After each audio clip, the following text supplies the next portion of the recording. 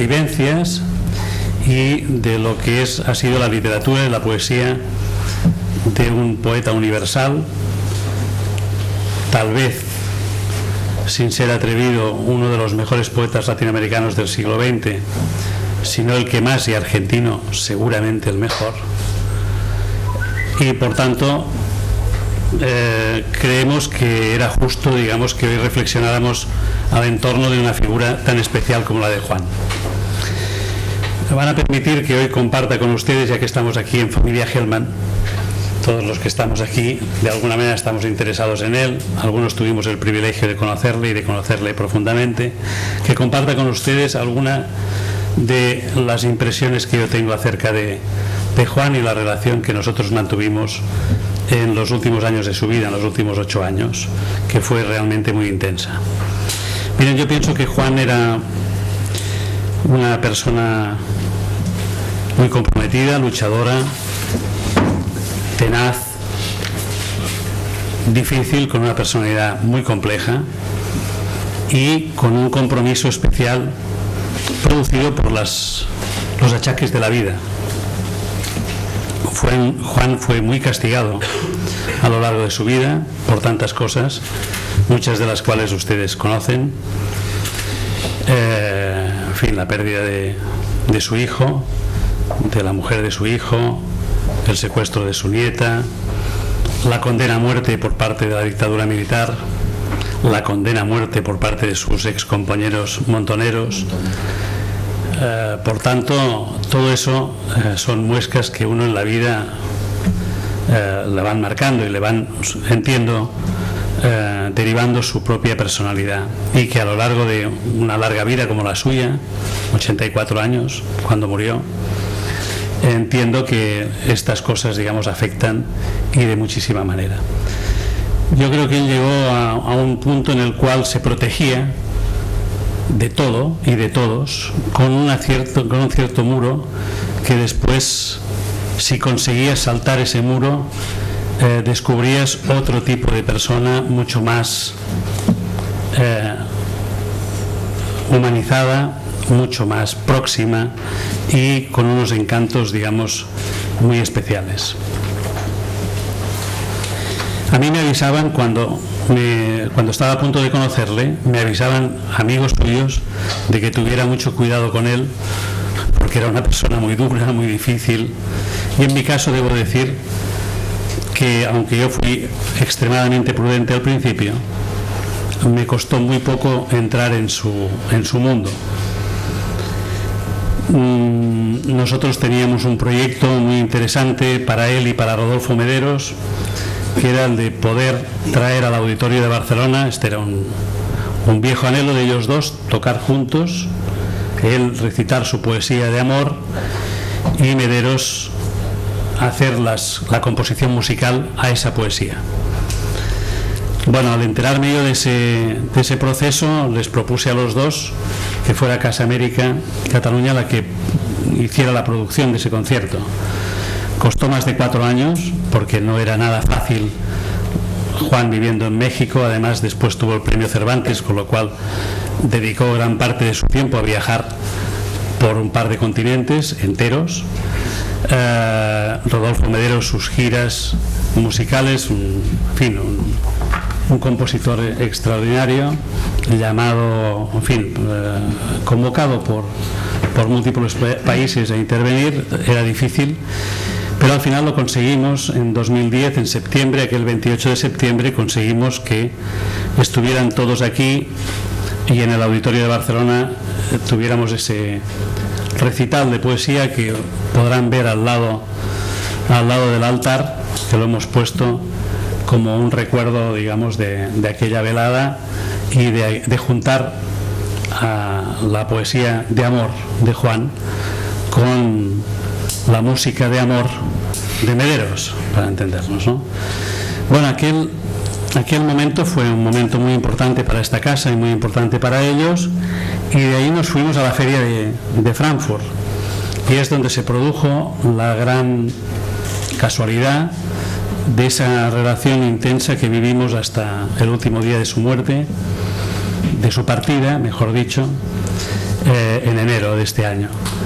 Y fue gracias a me atrevo a contarlo así, a una chica dominicana que trabajaba en una pizzería, ahora se lo contaba un poco a ellos, y que Juan me recomendó: vamos a ir a ese lugar porque hablan un idioma normal, dijo, y ese es el lugar donde tú y yo vamos a estar muy cómodos. Además hay una chica dominicana en prácticas que nos habla en nuestro idioma y la vamos a entender. Bueno, eso fue la primera noche en que estuvimos en Frankfurt. Estuvimos 6 noches. 5 noches tuve el gran privilegio de cenar él y yo solos en Frankfurt, siendo país invitado a Argentina, porque hacia las 7:30 de la tarde él como que hacía el gesto de buscarme entre la multitud para irnos a ese lugar a comer una pizza con una chica que nos hablaba en español, y se nos hacía muy tarde conversando de 1000 cosas.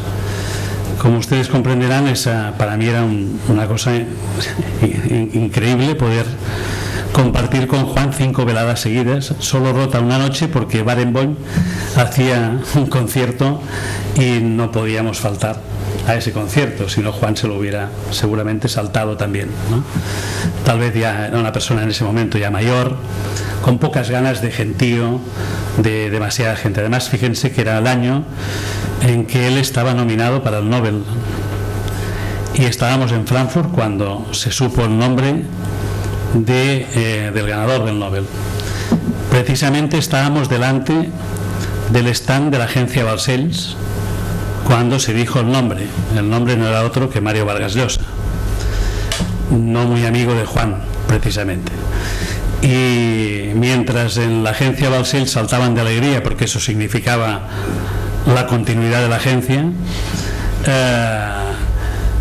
Juan, yo estaba con él en ese instante, se quedó como si ya lo imaginara, y como no queriendo, él era un poco coqueto también, y sin querer decir, bueno, pasa nada, yo ya sabía que no me lo darían a mí, estando Vargas Llosa por delante, ¿no? Bueno, todas esas vivencias fueron importantes, pero justo en ese momento sí que me gustaría destacar una cosa de Juan: la tenacidad de Juan, compartido con su mujer, con su compañera, con Mara La Madrid, en todo el tema de la búsqueda de los restos de su hijo, de los restos de su nuera, de buscar y buscar y buscar hasta encontrar a su nieta Macarena, cuando una parte importante de la familia de Juan le decía que no conseguiría ni justicia, ni conseguiría tampoco encontrar a Macarena, ni siquiera encontrar los restos. Bueno, se encontraron los restos, hubo una sentencia del Tribunal de Derechos Humanos Iberoamericano condenando a Uruguay, cosa que el año pasado tuvo Juan que asistir en Uruguay a un acto con Pepe Mujica, en el cual, digamos, el Estado de Uruguay se hacía responsable de no haber investigado lo suficiente para encontrar los restos de su nuera. Encontró a su nieta, pudieron conocerse y pudieron hacerse muy amigos, abuelo-nieta. Su nieta estuvo aquí hace casi un mes, y ahora, digamos, donde esté Juan, estaría orgullosísimo de saber que su nieta además ha salido diputada por el Frente Amplio en Uruguay, y además no ha salido de cualquier manera, sino que es la diputada más votada en las elecciones últimas legislativas en Uruguay, lo cual ya cierra un poco el círculo. Lo único que no puedo conseguir, y eso es cierto, es encontrar los restos de su nuera. Es lo que le faltó, y eso es lo que se llevó como algo que no pudo conseguir. Bueno, esta era una breve introducción para decirles también que Juan, cuando traspasaba su muro de contención, Era un ser que te atrapaba por su personalidad y por su enorme inteligencia. Yo creo que era un sabio. Escucharle era un placer cuando se dejaba ir. Aquí tuvimos oportunidad de presentar un libro con él, aquí los tres, y pasamos una velada absolutamente maravillosa porque Juan se soltó. Y cuando Juan se soltaba, quería decir que estaba cómodo. Y si estaba cómodo, todos disfrutábamos de él. Bueno, en el hecho de compartir, me van a permitir que les lea un texto que escribí la misma noche en que mi teléfono no paraba de sonar anunciándome la partida de Juan. Un día antes ya había estado hablando con él, toda la semana anterior habíamos hablado, y yo tenía el compromiso de ir a México para estar con él y verle, ¿no? Bueno, no fue posible, ¿no?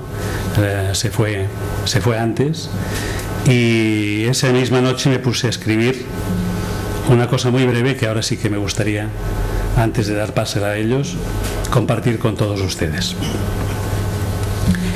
Le puse como título Querido tío Juan, y lo publiqué en el periódico de Cataluña el 16 de enero, jueves de 2014. La muerte le acompañó desde su juventud. La sufrió, la interiorizó, la combatió. Estas últimas semanas fue hablando con ella, acomodando su propio tránsito, consciente de su cercano suspiro final.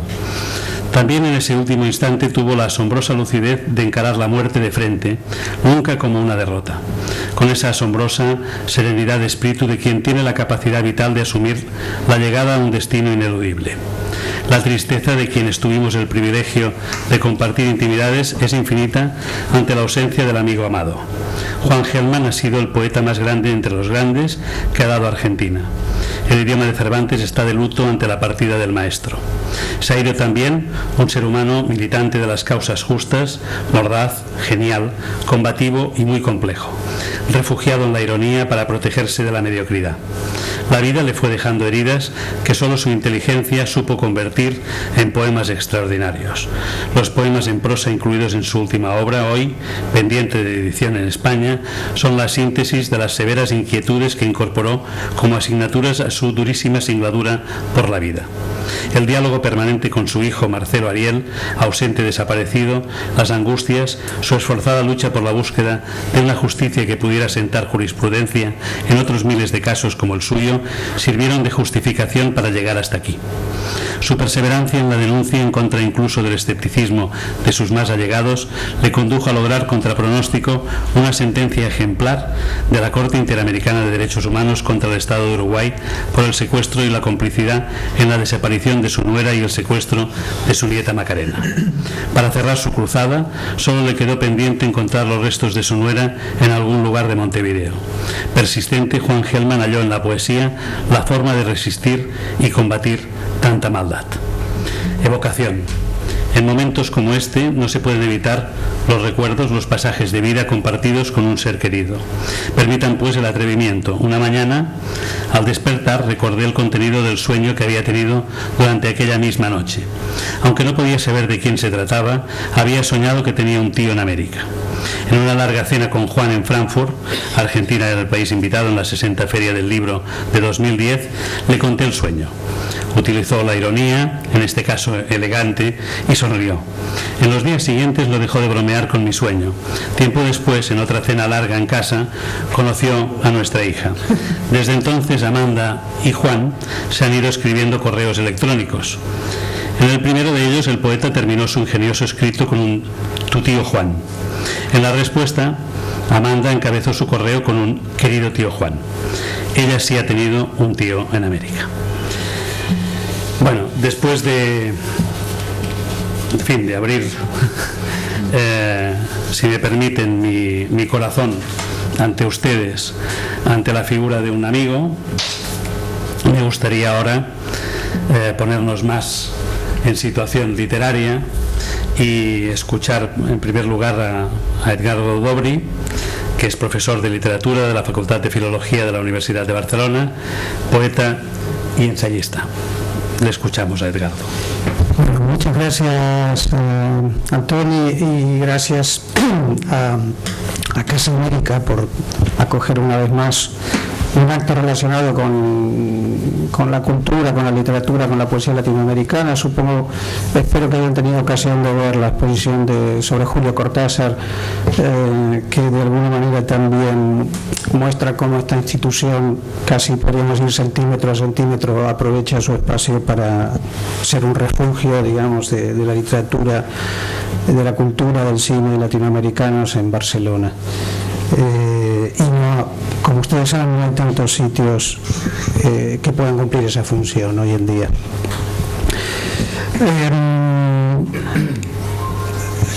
Quiero hacer un apunte muy breve refiriéndome un poco a la introducción de Antoni.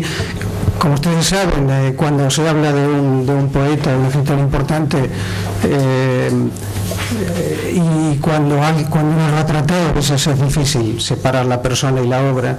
Me parece, digamos, obligado mencionar que la madre de María Claudia, de la mujer de Hellman, y digamos la madre de la nieta Macarena, fue una de las fundadoras de la Madre Plaza de Mayo, ¿no? Una señora llamada María Eugenia Casinelli, que creo que es de rigor mencionar esta noche aquí, porque una de las cosas fundamentales en la lucha de las madres de la Buena Plaza de Mayo fue siempre aparición con vida, no de este caso, de todos. Por lo tanto, me parece que si bien la lucha de Hellman es innegable y debe ser reconocida porque le dio una visibilidad tremenda, también creo que es innegable toda la lucha sin la cual ningún caso se hubiera resuelto, no solo el de Macarena, sino ninguno.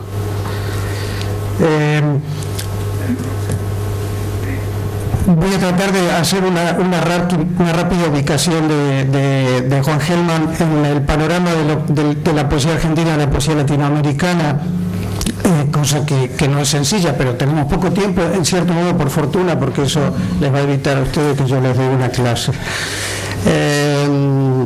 Pero hay 3 o 4 cosas que creo que se pueden señalar muy rápidamente.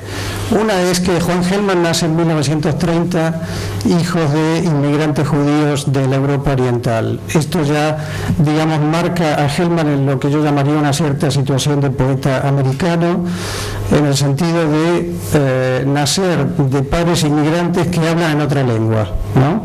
En este sentido, el caso de Juan Hellman no es muy distinto de la que es quizá la voz femenina más importante de la poesía argentina, que es Alejandra Pizarnik, que nace en 1936, o sea, 6 años más tarde, también hija de judíos inmigrantes.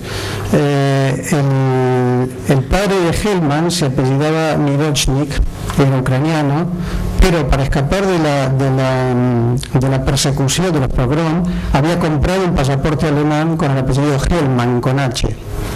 De manera que, podemos decir, Hellman nace con un nombre falso, algo que de alguna manera creo está en el origen de la tendencia que tuvo Hellman siempre a utilizar heterónimos, seudónimos,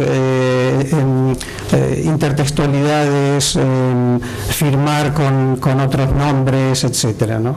Es decir, me parece que esto es interesante porque, a diferencia de lo que hicieron muchos poetas, que fue empezar a utilizar este recurso cuando se puso de moda, por así decir, en cierto modo por la genialidad de Fernando Pessoa, que fue el que, digamos, se inventa 4 personalidades distintas para escribir 4 obras distintas.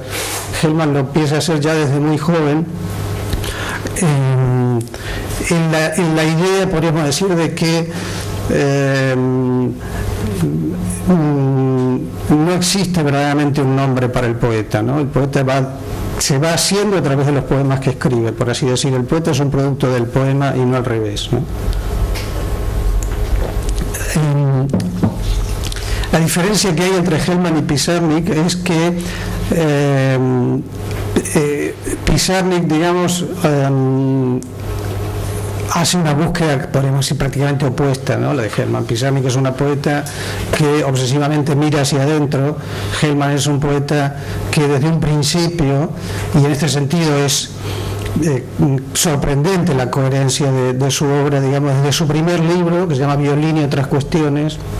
Hellman plantea, digamos, la cuestión de el proyecto social, podríamos decir, político, o sea, cómo el poema tiene que incorporar una mirada sobre el paisaje de su sociedad, de su tiempo, y de la necesidad, obviamente, de cambiar cosas.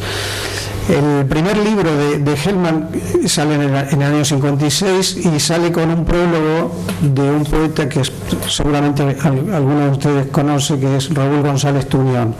Raúl González Tuñón era entonces el poeta oficial del Partido Comunista Argentino, digamos, era un poeta que había estado, que había empezado su carrera, podemos decir, en la vanguardia con Borges, Girondo, etcétera, pero rápidamente se encuentra con la Guerra Civil Española, se hace amigo de Neruda, de Miguel Hernández, etcétera, y se convierte, digamos, en un poeta social. Y cuando sale este primer libro de Hellman, Hellman era desde muy joven militante del Partido Comunista Argentino, Raúl González Tuñón escribe un prólogo en el que dice: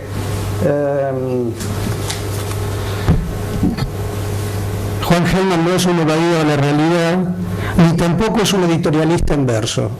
Y creo que aquí me parece que González Tuñón encuentra, digamos, algo que va a ser característico de la poesía de Hellman. O sea, por un lado, digamos, la conciencia permanente de que el poema debe decir algo acerca de la realidad política, social del mundo. Pero por otro lado, que el poema tiene que ser ante todo un poema, ¿no? Y creo que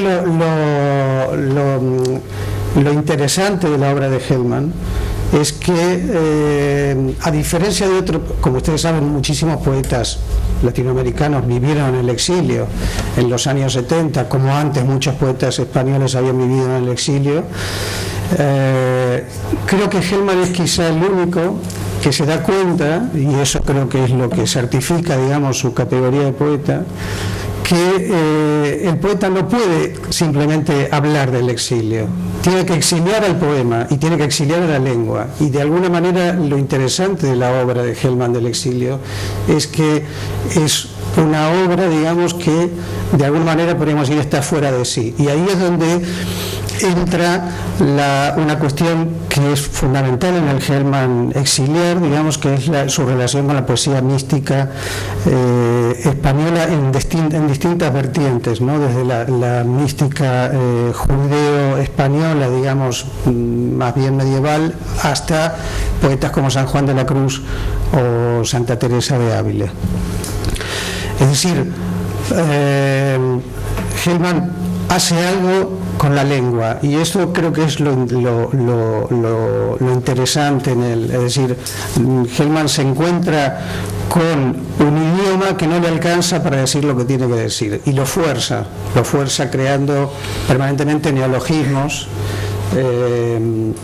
Si ustedes conocen la poesía de Hellman, los conocerán, por ejemplo, la invención permanente de verbos como vivís, morís, defuéramos, niñar, la conjugación de los verbos irregulares como si fueran regulares, este tipo de operaciones, digamos, que él utiliza para forzar, por así decir, la lengua, para sacar la lengua de su convención petrificada, darle una fluidez nueva, y a la vez obligar al lector a entrar en un juego por el cual, podríamos decir, precisamente la violación de la norma lingüística es lo que se convierte en invención poética.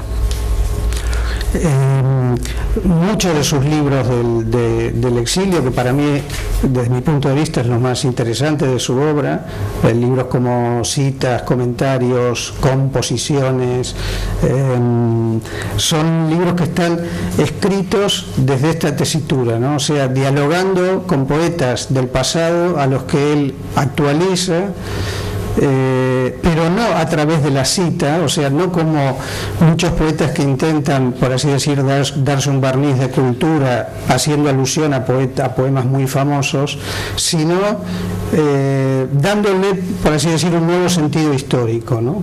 Hay un caso, para bajar un poco a lo concreto, quería mencionarles un caso, que es uno de sus libros del exilio, que se llama Notas, y que se llama Notas porque los poemas son como comentarios a poemas que él está leyendo, ¿no? Hay uno de ellos, la nota 24, que alude de una manera muy clara a uno de los sonetos más famosos de la tradición castellana, que es el famoso, quizá el soneto más famoso de Francisco de Quevedo, que luego se tituló Amor constante más allá de la muerte, ¿no? Cerrar podrá mis ojos la postrera, sombra que me llevare el blanco día, y podrás, ¿cómo era? Podrá desatar de alma mía, ora su afán ansioso lisonjera, mas no de su otra parte en la ribera dejará la memoria en donde ardía. Bueno, ¿qué hace Hellman con este soneto? Escribe esta nota que ustedes no lo van a ver, pero es un falso soneto, en el sentido de que son 14 versos divididos en 2 cuartetas y 2 tercetos, pero no guardan ningún tipo de métrica ni de estructura rima, pero digamos visualmente sigue siendo un soneto. Y dice: a la derrota o ley severa, mi alma sabió perder respeto, te amo.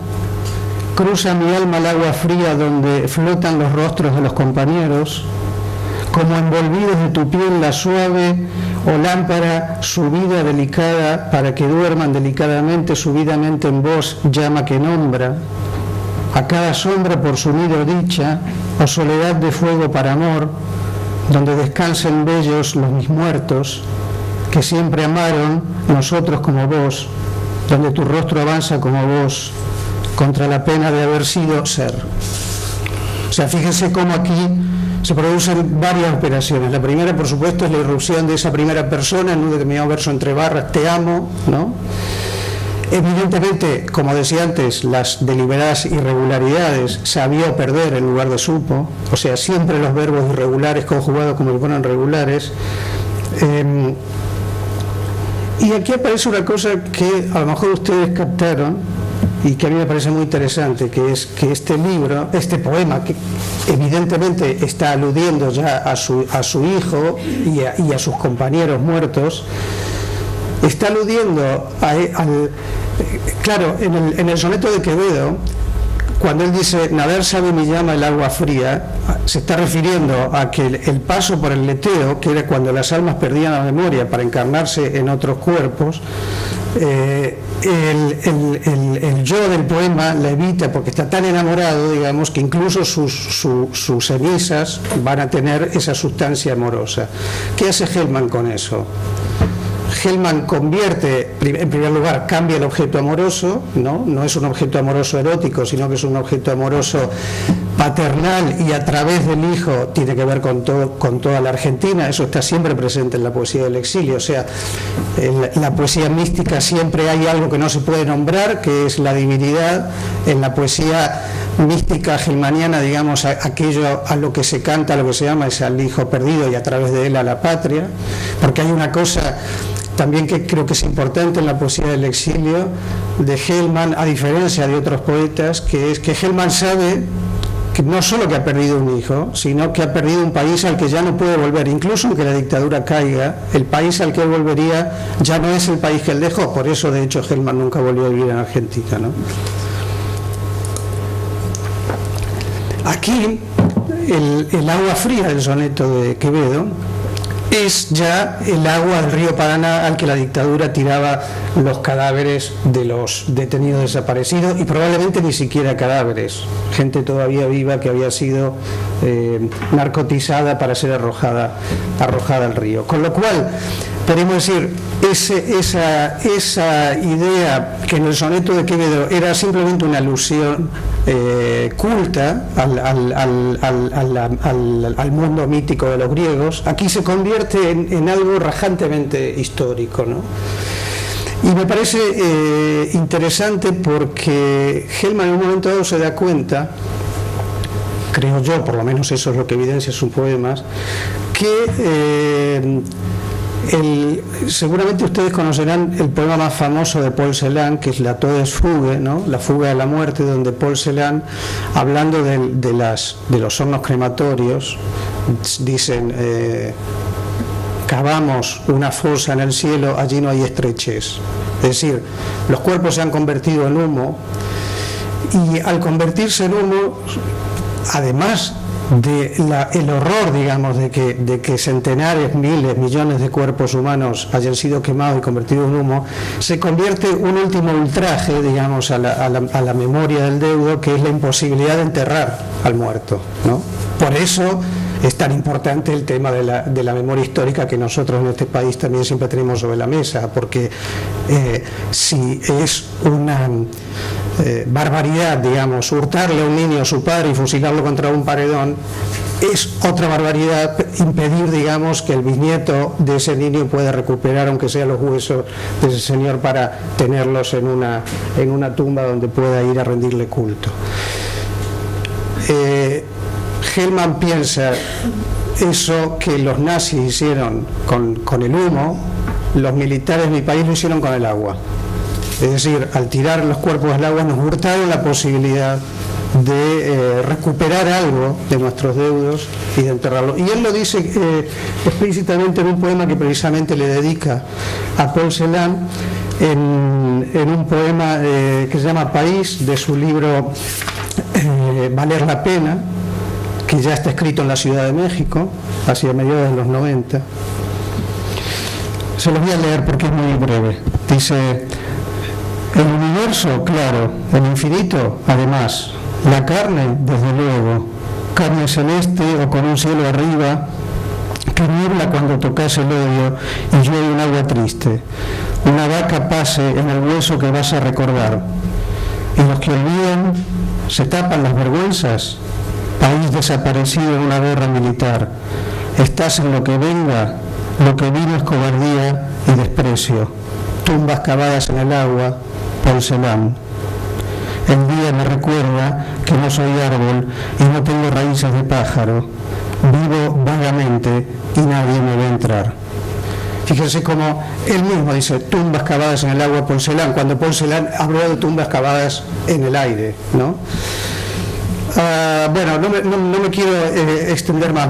Lo que quiero señalar en el caso de Hellman, y que me parece que finalmente para mí su legado, es que es un poeta que siempre supo que un poema no va de nada, o sea, un poema no tiene tema, un poema es forma, y si quiere transmitir algo, incluso algo tan desgarrado y tan tremendo, tiene que hacerlo desgarrando también la forma y desgarrando la lengua, que creo que es la gran operación que él emprendió, sobre todo a partir de los años del exilio. Y aquí quiero mencionar un nombre que creo que es muy importante en todo esto, que es el de José Ángel Valente, porque creo que cuando Hellman conoce a Valente, Valente le dice: tienes que leer esto, ¿no?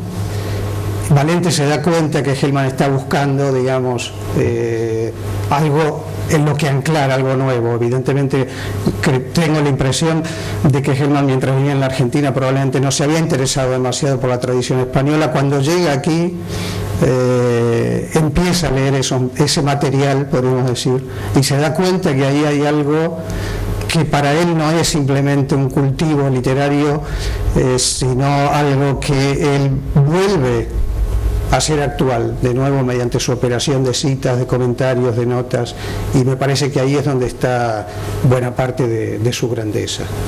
Bueno, lo dejo aquí porque no quiero extenderme más. Muchas gracias. Muchas gracias.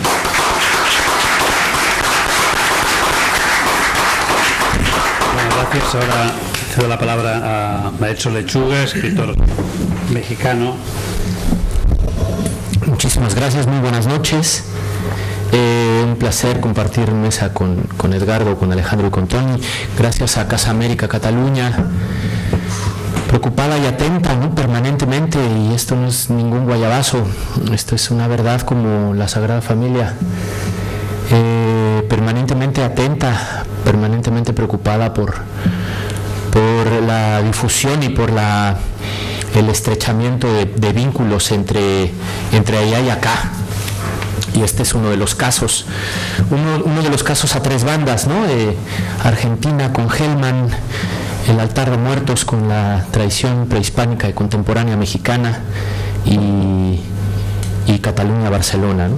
Muchísimas gracias a todos ustedes por prestarnos su tiempo y sus oídos para darle sentido a este pequeño homenaje a este poeta que desafortunadamente, y lo digo muy sinceramente, lo hemos perdido.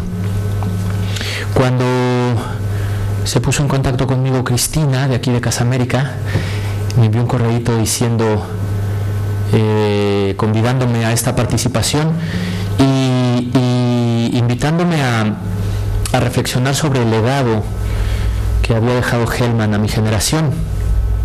Por supuesto me entusiasmó la idea y comencé a tomar una serie de notas y una serie de apuntes al respecto.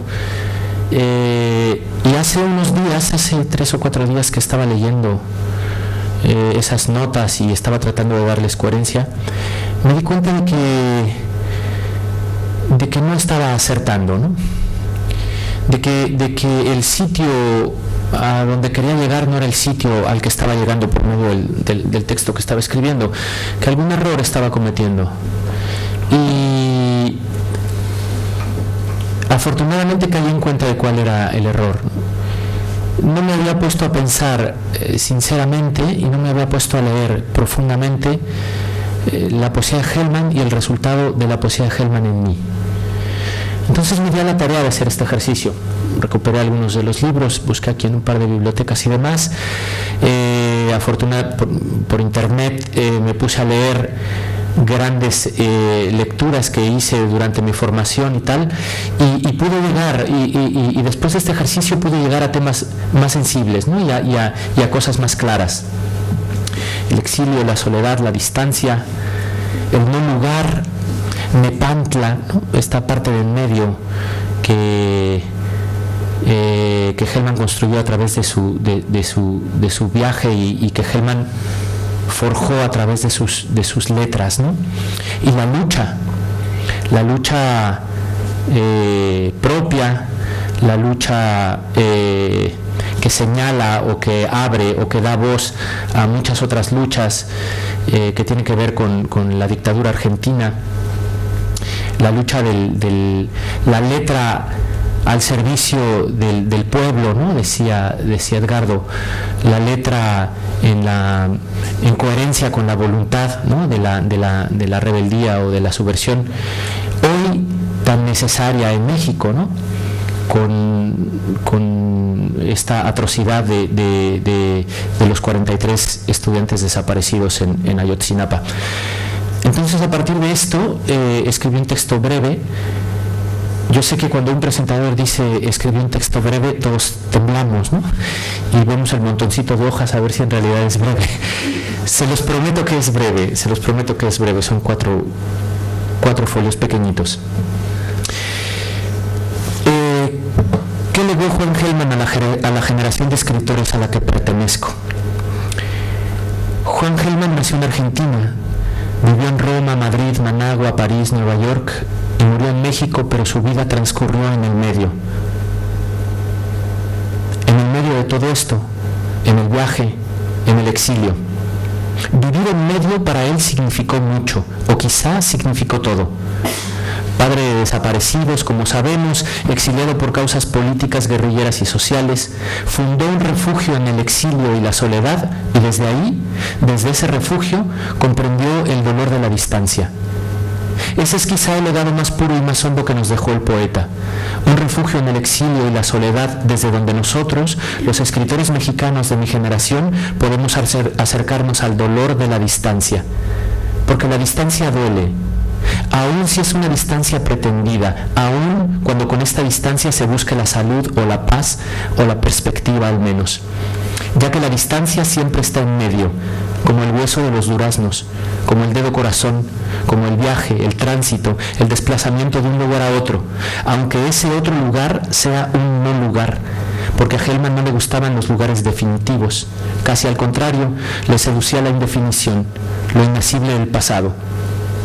Ya en los primeros párrafos de su poemario Bajo la lluvia ajena, el poeta se plantea disertaciones que tienen que ver con este en medio lleno de pasado.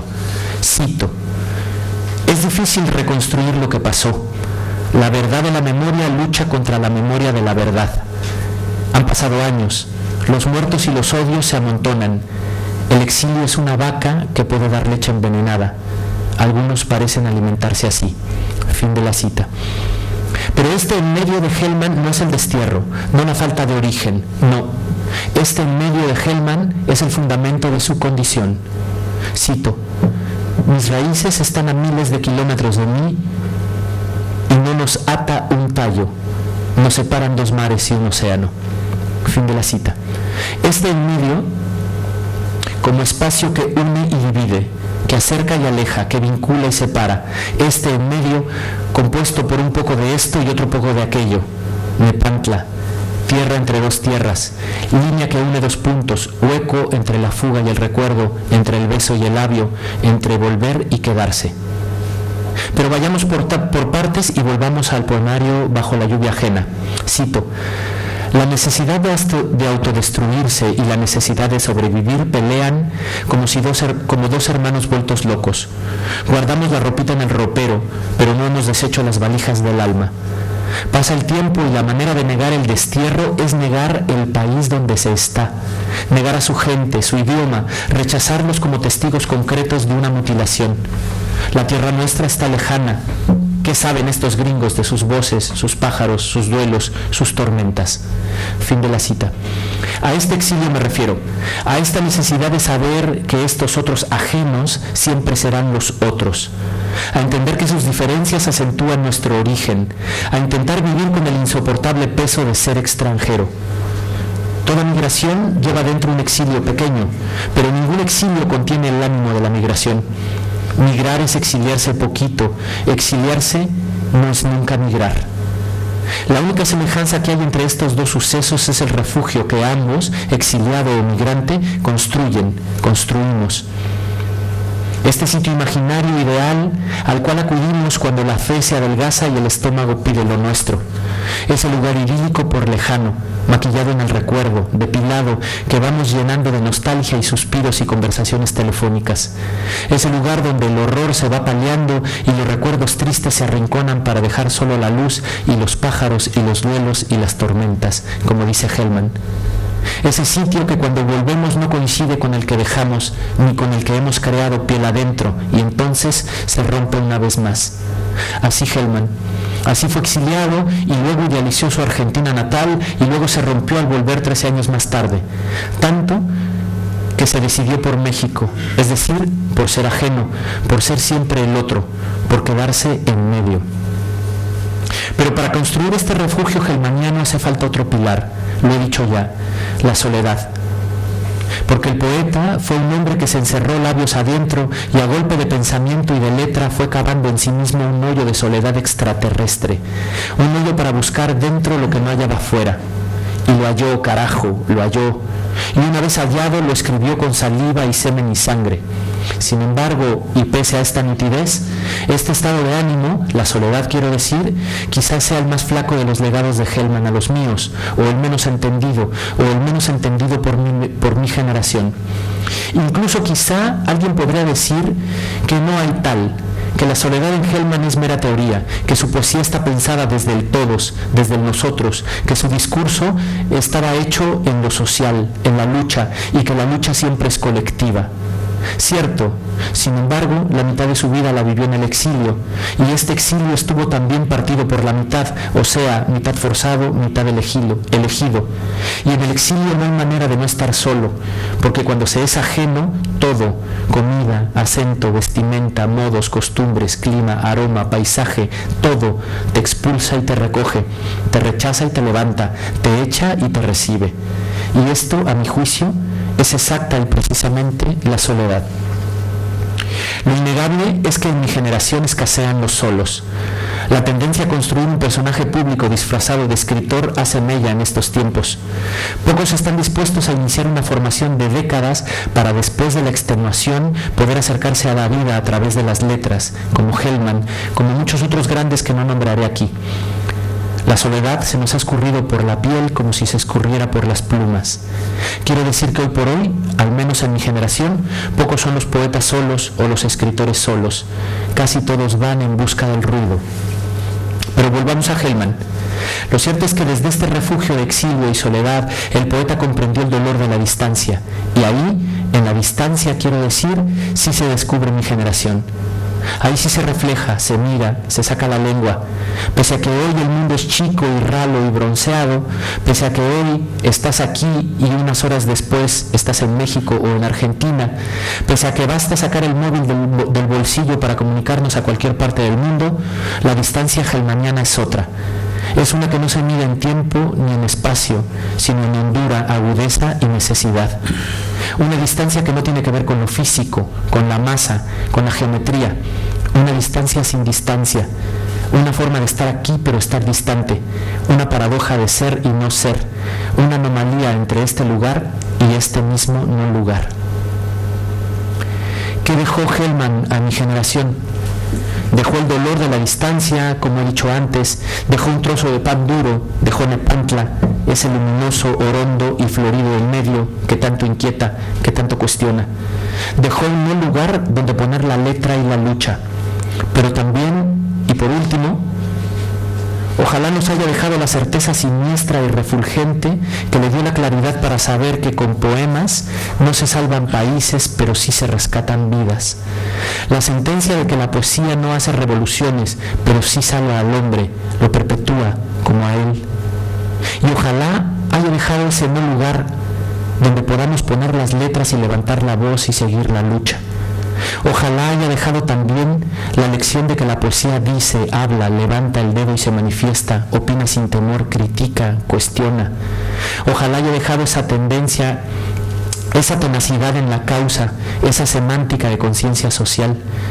Ojalá la fuerza de la letra sea también su legado para que la generación de escritores a la que pertenezco, hoy más que nunca, hoy que cargamos con el peso de 43 estudiantes secuestrados por el Estado mexicano en Ayotzinapa, Guerrero, hoy que nuestros muertos y desaparecidos se cuentan a decenas de miles, hoy que tanto nos es necesaria la poesía subversiva de Hellman, espero sentidamente que su rebeldía sea también su legado. Eso es lo que espero. Ya veremos. Gracias.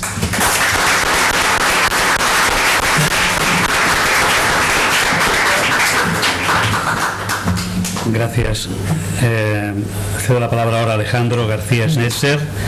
Estudió edición en la Universidad de Buenos Aires y en la Universidad de Barcelona y ha sido profesor en ambas casas de estudios. Muchas gracias a ustedes por estar esta tarde noche, a Casa América, por la invitación, y es un gusto acompañarlos en esta mesa de recuerdos de Juan. Precisamente, tan solo me acotaré a referir algunas anécdotas puntuales sobre el desarrollo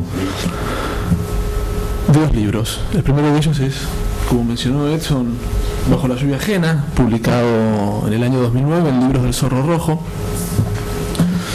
Es un libro cuyo texto Juan lo escribe en el año 80, tiene 50 años, hace 4 años que está viviendo en Roma y recién está saliendo del silencio.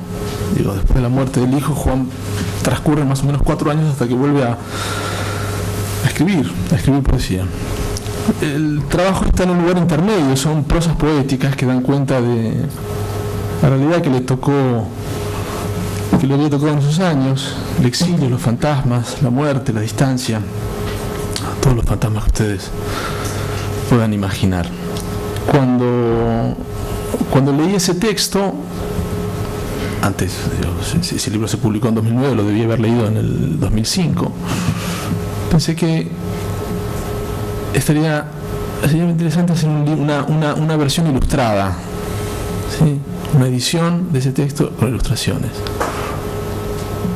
Pero bueno, nosotros nos tomamos muy en serio el trabajo de ilustración y la pregunta era ¿quién podía ser capaz de interpretar ese texto y dar cuenta de esas historias contadas por Juan. Pensé en Carlos Alonso.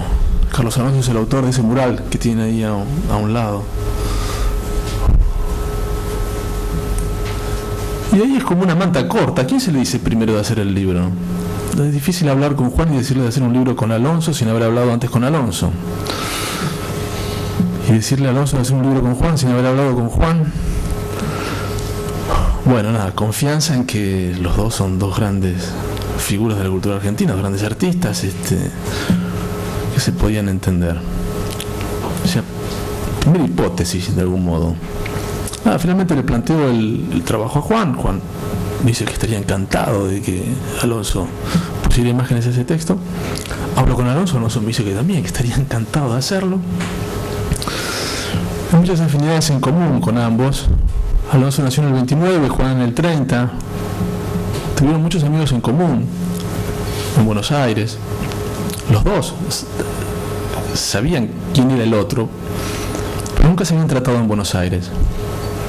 En el año 75 Juan aterriza en Roma y en el año 76 llega Alonso a Roma.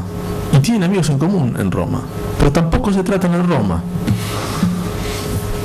A los dos, a los 16 años los expulsan, a los 15 y 16 años los expulsan del Partido Comunista y a los dos les desaparecen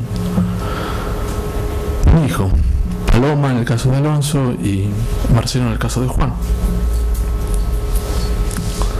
Demasiadas coincidencias por ahí, demasiados lugares que se tocan pero que no terminan de encontrarse personalmente.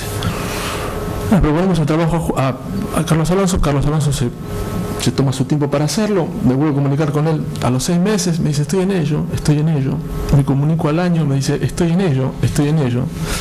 Al año y medio vuelvo a comunicar y me dice no puedo hacer esto, no puedo volver a ilustrar el horror, el espanto, así como tampoco Juan podría volver a escribir eso que escribió en el año 80, es una mochila muy pesada de llevar, digo. Pero me dice, yo tengo los trabajos que hice en Roma en esa época que te los quiero enseñar, me dice Carlos. Bueno, otro azar del tiempo hace que yo coincida en Buenos Aires en el momento en que están Carlos Alonso y Juan Gelman. Juan había llegado de México y Carlos Alonso había bajado desde Córdoba, de la ciudad de Córdoba, de la provincia de Córdoba. Entonces arreglo un encuentro ahí con ellos. El libro se llama Bajo la lluvia ajena. Llovía en Buenos Aires, pero un diluvio descomunal. Llegamos entonces a la casa de Carlos y yo estaba un poco preocupado porque el tema del libro es muy denso. A ver por dónde discurría ese encuentro. Una maravilla. Tristeza no estaba. Había un vino, se pusieron a hablar, se pusieron a contar anécdotas, se rieron muchísimo y en un momento determinado Juan estábamos ahí, Carlos me dice, bueno, les voy a mostrar lo que tengo. Y empieza a sacar unas aguafuertes que había hecho en Roma. Y les empezamos a ver y yo me quedé helado porque las figuras que utilizaba Carlos, que había utilizado Carlos en esas aguafuertes, tenían la misma temperatura que lo que Juan había escrito, pero con un grado de sintonía en algunos momentos extraordinario. Juan cuando las ve le dice a Carlos, son mucho más que ilustraciones. Finalmente entonces hacemos una selección de todo el material que pertenecía al acervo privado de Carlos Alonso y publicamos el libro. Una de las cosas que le dijo Carlos fue, me acuerdo, dentro de 10 años cuando la gente mire el libro pensará que lo hicimos al unísono, los dos en Roma haciéndolo. Pero me quedo con esa sensación de que había sido un libro que se había hecho hacía 30 años y esperaba, y que en realidad el trabajo de editorial yo me sentía algo así como un instrumento de algo que me excedía como proyecto. Bueno, aquí está, después si quieren se los paso para que lo miren. Ya se los puedo pasar. Sí. Bueno, hicimos una presentación en Casa América en Madrid. Hay un video de la lectura que Juan hizo en ese día. Luego hicimos una presentación aquí muy, como bien recordó Antonio, muy extraordinaria, porque Juan se soltó, estuvo bárbaro. Y luego fuimos a presentar el libro a Lisboa. Y en Lisboa se hizo una rueda de prensa en el Instituto Cervantes y los periodistas lo asediaron a Juan con algo que siempre lo abordaban. Mira, ¿cómo había hecho con toda la odisea personal que le había tocado vivir para escribir poesía? Entonces Juan le respondió con una historia que le contaba a su mamá cuando era chico. Ya le había referido a él varias veces en algunas entrevistas, pero ahí dio cuenta de esa historia, y cuando yo la escuché me pareció que con eso se podía hacer otro libro, un libro para chicos de 6 a 99 años, ¿no? Digo, era una historia que se había contado ahí para un grupo de periodistas que lo interrogaban. Y la respuesta que Juan dio, la dio a través de ese relato. Y vamos a ver el video, podemos verlo brevemente. Imagínense, esa sala en Lisboa, en Cervantes, los periodistas preguntándole, usted con la historia que tiene, ¿cómo hace para...?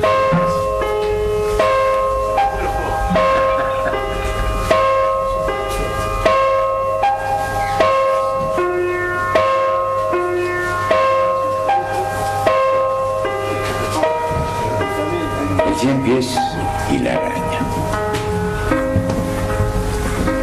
Había una vez un día, como cualquier día. Una araña esperaba sentada al borde del camino más oscuro del bosque. Se rascaba la cabeza, pensativa. Al ver que venían 100 pies, la araña se puso de pie y se le acercó muy respetuosa. Señor 100 pies, le dijo, ¿puedo recurrir a su gentileza para hacerle una pregunta? El 100 pies se detuvo, la miró con un asombro que pasó rápidamente a compasión, a lástima, y hablaba algo que tenía 92 patas menos que él. Pregunta, respondió. ¿Cómo hace usted para caminar, señor 100 pies? ¿Adelanta primero las 50 patas de la derecha y después las 50 de la izquierda? ¿O 20 y 20, o 10 y 10, o 1 y 1? Hubo un largo silencio y la araña se fue. Entonces el 100 pies se puso a pensar cómo caminaba. Y no caminó nunca más.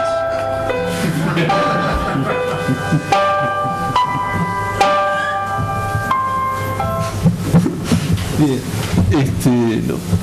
recuerdo haberlo perseguido un tiempo para que lo pusiera por escrito. Yo nunca hice libro para niños, me decía. Le digo, no, este es un libro que, vos sabés, la historia en realidad es para todos, digo, para el que la lee.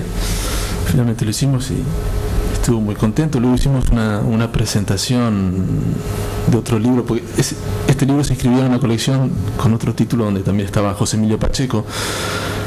Así que los reunimos 9 meses antes de que ambos murieran en el Centro Cultural de España en Ciudad de México. Hicieron una lectura, una presentación estupenda allí. Así es. Bueno, nada, era eso. Muchas gracias.